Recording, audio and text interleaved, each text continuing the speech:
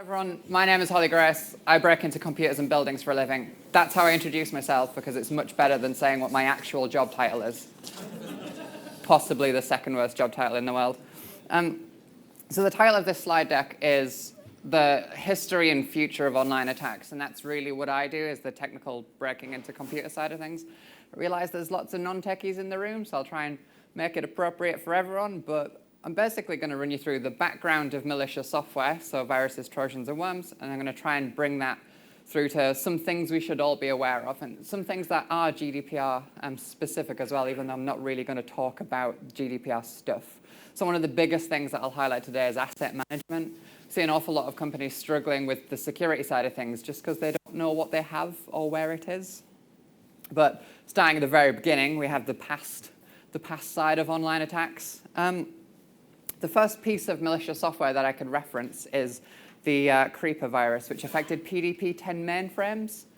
Now, what I'm trying to highlight here is how long malicious software has been a problem for. So when you go upstairs and you're talking to these, antivirus companies and things like that about the solutions for picking out malicious traffic and malicious software programs, we've had a long time to get good at that. PDP-10 mainframes, for those people who maybe haven't been in IT that long, these things, like when computers were the size of rooms things, that's when we first saw malicious software coming out.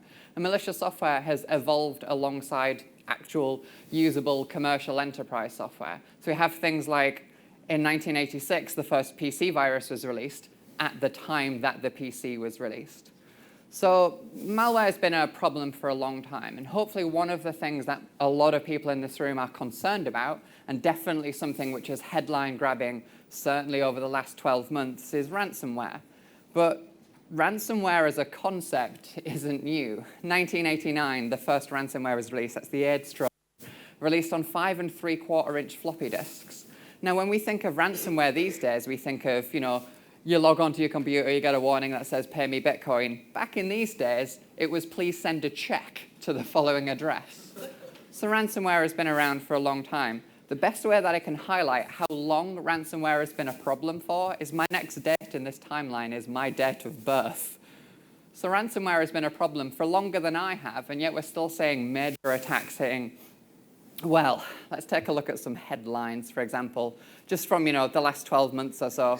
We have healthcare being hit. We have healthcare organizations seeing that their best course of action is to pay the criminals and paying ransoms of $55,000 to the criminals. I saw examples of things like Arkansas Sheriff's Office paying the ransom. And I understand that it's a difficult position for an organization to be in when all of their machines are hit by ransomware. And it's like, okay, do we restore from backups that we maybe don't know if they'll work? We're not so confident in that if we haven't tested it properly. Or do we pay the attackers? 1989, but we've got headlines here from 2017 talking about things like WannaCry, which is a BBC-worthy event, BBC News-worthy event. My favorite headline, though, to just highlight the last kind of 12 months is top 5 signs you've been hit by ransomware. With ransomware, I struggle to think of what the other 4 signs are. If you've been lucky enough to have completely evaded ransomware and you've never been hit and no one in your immediate area has ever been hit, let me run you through it. Usually, when you log into your computer, it looks like this. You get a lovely desktop. Maybe you've got a custom wallpaper. Customizations are good. One day you come to work and it looks like this. That's ransomware. That's what that is. So yeah, top 5 signs you've been hit by ransomware. Trust me, you'll probably work it out quite quickly. Is that a little bit small for the people at the back? Is that better? Yeah. As a really big TV, if you can only just make that out, that is a regular-sized TV, if that's better for you. So yeah, ransomware and malicious software as an issue has been around for an awfully long time. So it's something that we've had a long time to deal with, 30, 40 years to deal with, and yet we're still talking to vendors and we're still talking to salespeople about how do we deal with this problem. The present-day situation, though, isn't particularly better. When I go into organizations and I want to talk to them about cybersecurity threats and things like that, people are always like, oh, can we talk about 0 days? 0 days, if you've never come across that term, are just vulnerabilities to which there is no fix. The attacker has found a new issue, and before they deploy that issue, we refer to it as a 0 day. When they deploy it, it means that the company who are affected affected don't just have a patch that they can apply. So it's a very, very high-end edge case kind of, the most powerful vulnerabilities that attackers can have. But let's take a look at actually what companies are getting hit by, like the headline-style data breaches. And I realize you guys have probably just had 3 slide decks filled with headlines about data breaches already. But all of those that I have seen from watching the slide decks have covered things like how many records were affected. So I always say Equifax, 143 million records affected.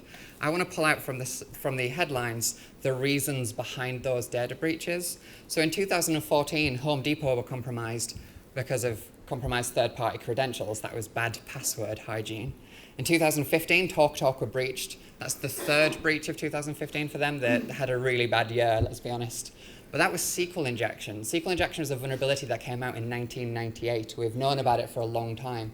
When it was originally disclosed in 1998, there was a rigorous and complete fix released alongside it. But we're struggling with old vulnerabilities. In 2016, there was a major Internet of Things botnet created, which performed some huge denial of service attacks against organizations. And that came down to hard-coded credentials in Internet of Things devices. Equifax, yep, they got breached because of a missing patch. It's a bit of a simplification to say that. They got breached because of asset management. They weren't aware of where all of their things were and therefore weren't aware of how to keep all of those things up to date. But the end result being an Apache Struts vulnerability came out on March 6th. Attackers had publicly available exploitation code on March 7th. That's within 24 hours. And it took them something like 146 days to apply that patch to the affected machine. So when we look at these breach headlines and it's like 170 million records stolen, we should really go back and look at why did that occur to that company? What failing did they have and how can we ensure that we don't have that failing? And if you look at the BBC headline-worthy breaches, it's nothing cool. It's not 0 days and things like that most organizations are getting hit by. It's the kind of things that we would cover in Cyber Essentials, which was mentioned just a few moments ago. Cyber Essentials is described often as basic cyber hygiene. It's like, the way that I usually put it is the easiest assessment you'll ever fail. It only covers basic things, but it covers a lot of things that companies are forgetting to deal with or aren't dealing with maybe as well as they should be. So if we look at something like missing patches, a lot of organizations that I talk to go, oh no, we update all of our Windows servers. Okay, and what about everything else that doesn't fit into the category of Windows Server? So yeah, sometimes these problems that we think are covered, or maybe our IT team are reporting to us are covered, aren't quite as covered as they should be. Looking at the attack surface then, so first of all we have headlines of why are these breaches occurring. We're looking at the attack surface. The attack surface, if you never come across that term, is basically every aspect of a system that an attacker can touch and therefore can interact with and attack. The attack surface for most organizations these days, as we've just seen, we have this, what was the term used, virtual perimeter these days. This perimeter keeps moving. Well, I had a little look online to see the kinds of systems that I could find publicly available, and dear God, please stop putting things on the internet. I found CCTV cameras that were just publicly available, and that's very creepy, that you can just look into somebody's place of work and house and those kind of things.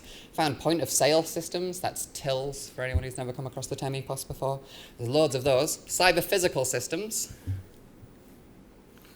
That's like water treatment plants and all kinds of things are in a traditional business. It'll be things like the heating system being online. One organization, a factory, was compromised last year, and it turned out that the initial point of entry for the attackers was their coffee machine. Because the coffee machine, which they connected into the network so they could use the fancy mobile app to remotely make coffees, had a setting in it where it would automatically attempt to connect to open Wi-Fi networks to allow it to talk to the internet service for the mobile application. So hey, we got a cool feature. We improve staff morale by installing this coffee machine, and yeah, then we get ransomware. Well done. But like I said, everything's up to date, right? This is Windows Server 2000. Yeah. Sometimes there are things on the internet that we aren't aware are on the internet, and that can be quite embarrassing. Deloitte, a major organization, were compromised not so long ago, and following that breach, security researchers started taking a look at things that they had available, and one of the things that was found was remote desktop. So one of their servers was available to the internet just with its username and password prompt, and nothing advanced like two-factor authentication or these things that we're all hopefully looking at. So yeah. The past situation is we've had a long time to get good at dealing with online attacks, and we're probably not much better for it. And the present situation is the fact that we're struggling with the basics, such as asset management. The future then, well, what have we been looking at, and what are the ways in which we compromise companies? So if I was sent to target an organization next week, what would be my go-to attack? Well, the Verizon breach report informed us that 78% of crimeware attacks start with a malicious email. So you see this broken down on this slide here to attachments and email links as two separate items, where email attachments are the most common. Yeah, we're not going to do anything cool. We're not going to send zero-day vulnerabilities to your company or anything like that. I'm going to send you an email that says, please click this link. And that'll be the start of the compromise into the company. And phishing emails, the problem with phishing emails, these coercive emails that we all receive, is some of us have received a lot of them over the years, and we've kind of become desensitized to them. So if somebody says, congratulations, sir, you have won the lottery and it will be $17 billion, people will go, okay, clear scam, and delete it. But some of the other scams that we're seeing aren't quite as obvious. So we have funny things. One that came out recently, only a few weeks ago. It was a crimeware organization sending emails to .gov addresses where the content of the email was, thank you for subscribing to Pornhub Gold. The idea being that somebody who receives that to their work address would worry about the personal embarrassment, and instead of going, I have clearly not signed up for this, and certainly not to my work address, they panic and they hit the link, the giant unsubscribe button and those kinds of things. So we're getting an emotional response instead of a logic and reasoned response. Or sometimes I go for really simple things like, thank you for subscribing to Cat Facts. You will receive a fact about cats on the hour, every hour, until you hit unsubscribe. I will get you through persistence. You will receive so many cat facts that eventually you'll hit the link, and that's how the attack starts. So for phishing attacks then, for those who aren't on the techie side of things, the way that it goes is we have some payload that we need to deliver to your endpoint, be it an email attachment or a link to a malicious file. But you guys have hopefully got, antivirus, anti-malware, those kinds. Maybe you've got endpoint protection, perimeter protection, or both. Well, those have been around for a while as well. In fact, in 1971, when the first malicious piece of software was released, somebody came up with a way of tracking that down and removing it. So Creeper and Reaper went together, where one was malicious software and one was effectively the first antivirus. So we've had antivirus for as long as we've had viruses, and they're not necessarily completely effective. I don't have enough time within this slide deck to run you through the specific technical sides of everything. We've got some non-techies in the room, and the foundation knowledge will take up a lot of the time, but I'll give you some of that kind of cliff notes. What I'm trying to highlight here is the security side of things that we're dealing with isn't just as easy as going, oh, we don't need to worry about phishing, we've got anti-phishing. It's a lot more complex a problem than that. We can't just rely on the antivirus that we have installed on our endpoints. So there's three main ways of detecting malicious software traditionally. We have signatures, which is where a malware researcher, a malicious software researcher, has taken a look at a sample, has found some key areas of that sample that can be used to detect future samples. And they come up with a database of all possible signatures. We can get around those quite simply by encrypting our payloads. We refer to this as crypting. It's kind of a hacker slang term, but use encryption. It's the same thing that you use to protect yourselves. We use to protect our payloads so that detection engines can't get near them. That is an old concept. A really good example of crypting, if you want to do some background reading, would be the Hyperion method, which still works today and we've known about since about 2012. For behavioral analysis, now, again, I'm giving you kind of the cliff notes here, but behavioral analysis, one of the ways that we can bypass that is looking at fundamentally how a lot of antivirus scanners work. So I did some research a little while ago into the online antivirus scanner, virustotal.com. It's not the best one, not recommending it or anything like that, it's just one that's publicly available. If you've never come across virustotal.com, if you have a file and you're unsure if it's suspicious or not, upload it to that website and it'll scan it with lots of antivirus engines and let you know which ones say it was bad and which ones say it was good. I started looking at that antivirus scanning engine to see how we could bypass it. And the thing about how these behavioral engines work is they execute the software dynamically, either in an emulated or virtualized environment, but either way, the code actually gets ran instead of it just looking at patterns in the file. And the thing with that is, because it's being executed in an actual environment, that environment has characteristics that the malicious software can look for. So it'll have a logged in user, it'll have a wallpaper set, it'll have a mouse and keyboard of certain manufacturers. There's characteristics about that system. Now, if we can extract from that system what those characteristics are, we could write malicious software that doesn't do malicious behavior if it sees those characteristics. So for the example here, the virustotal.com behavioral engine, the logged in user is called Janet Doe. So if I'm writing my bad software, I could just go, if the current user is Janet Doe, do something nice. If it's not, do something nasty. So that's one way we can bypass behavioral engines that isn't particularly magic. For machine learning, what we just looked at a second ago is the way that we have these labeled categorizations. So in the previous slide deck, we talked about how we take the behavior of a user and we say, okay, that's a salesperson, that's an engineer. And that's the way that machine learning antivirus works as well. One simple way of thinking about it would be that we load a lot of known good software into the system and say, hey, this is good software. And we load a lot of known bad software and say, hey, this is bad software. Then we have a sample to scan. We say, okay, which one does it look most like? So we have the ability to bypass behavioral engines by picking up on those artifacts of the scanner. And for example, if I email you a malicious file and you're using one of these perimeter detection engines that downloads the file and executes it in the malicious environment, I can just say, hey, if it looks like a scanner, go to Disney.com. If it looks like a user, go to the malicious file. For behavioral analysis, for the machine learning, we can just take a look at how those categorizations work, make sure that our software looks more like the good stuff. So an example here that this slide deck comes from, this is a small snippet of a screenshot from virustotal.com, where VirusTotal has flagged through multiple antivirus engines this particular file as being malicious. Hey, this file is malicious. The file that I uploaded to get this response wasn't a malicious file at all. What it was a hello world program. Anyone who's a developer will just know what I mean by that if you've never done software development before. When you're learning a new language, one of the first things that you do is learn to print to the screen, how to get text to display on the screen. And traditionally, we display hello world. It's the first thing we do. If you write a hello world program and you upload it to virustotal.com, a lot of the machine learning antivirus engines will go, this is malicious. Or more accurately, this doesn't look like good software. Because of course it doesn't. It doesn't look like enterprise software like Microsoft Word. It's very small, simple, doesn't take any user input. So really, antivirus engines are moving more towards not this is good and this is bad, but this is weird and I don't know what it is. So all we have to do when it comes to the antivirus evasion side of things is just make our software look more normal. So what I've added to the previous slide was that Trojaning question mark. The concept there would be, well, what if we got some software like Microsoft Word or a video game or something like that and just injected bad code into that? So we're effectively burying the malicious routines within good software, making it much harder to detect. So yes, we have these antivirus tools, we have behavioral engines, signature engines, those kinds of things, but they're not perfect, so we cannot rely on a single protection mechanism. The thing that I want to point out for the future, though, was two really big events in 2017. Hopefully everyone has heard of WannaCry. Well, the thing that was special about WannaCry, if you remember that Verizon slide that I showed, and I pointed out 78% of crimeware attacks start with a malicious email. Right at the bottom, 7.8% of crimeware attacks involved propagation. So that's malicious software coming in, a phishing email or something like that, and then it jumping around the network itself. But WannaCry and NotPetya both did that. So WannaCry used MS-17010, which is a Microsoft vulnerability. It's one that came out from the NSA leak, really, but point being, it was a missing patch. It was nothing special. The special part was the fact that very few pieces of malicious software do that self-propagation.